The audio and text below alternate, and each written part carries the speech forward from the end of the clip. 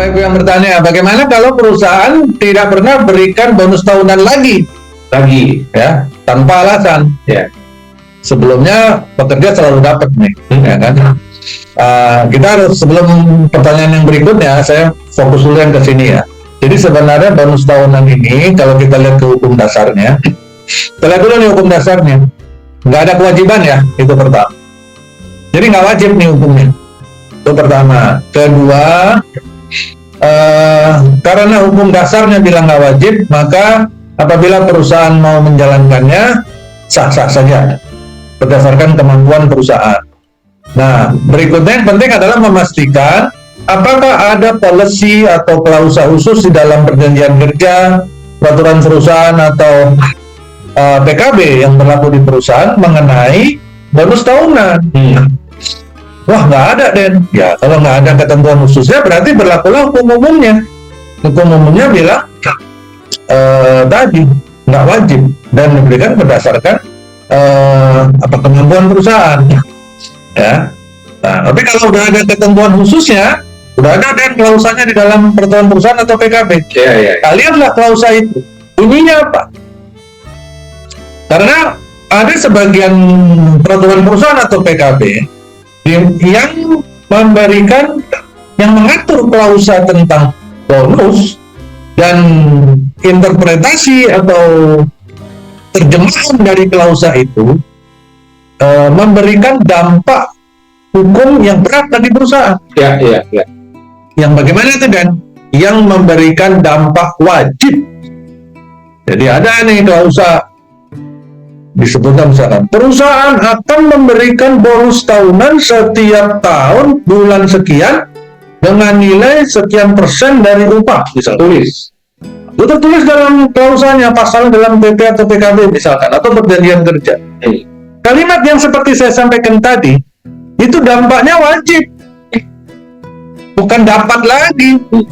Ya, kalau dikasih, alhamdulillah. Kalau nggak dikasih, ya nggak masalah. Itu hukum dasarnya. Tapi klausa tadi langsung merubah hukum umumnya menjadi khusus di perusahaan itu, bahwa perusahaan manajemen berjanji akan pasti wajib membayarkan. Udah lengkap dengan nilainya, persentase dan sebagainya. Ya, nah itu yang perlu kita perhatikan dulu. Kita harus cek dulu di dalam perjanjian kerja, PP atau PKB atau turunan kebijakan yang ada di perusahaan, apa bunyinya.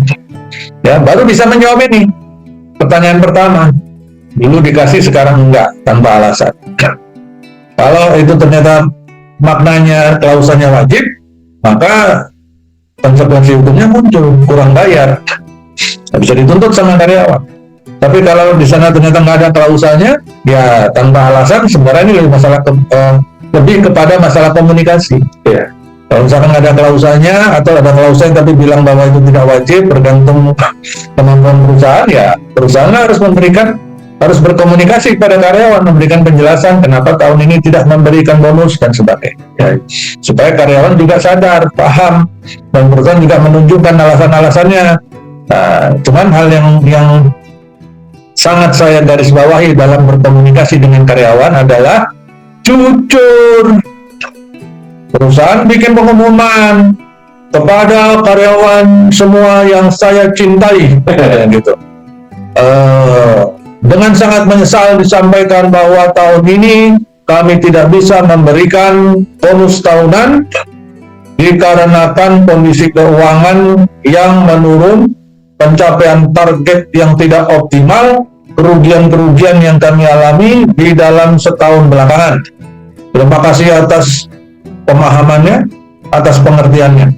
Nah, tapi saat yang bersamaan karyawan juga tahu perusahaan baru memberikan benefit-benefit mobil terbaru kepada seluruh manajemennya, terus keliling Eropa buat istri-istrinya para pejabat, misalkan pejabat di perusahaan itu, ya itu menjadi sesuatu yang kontradiktif.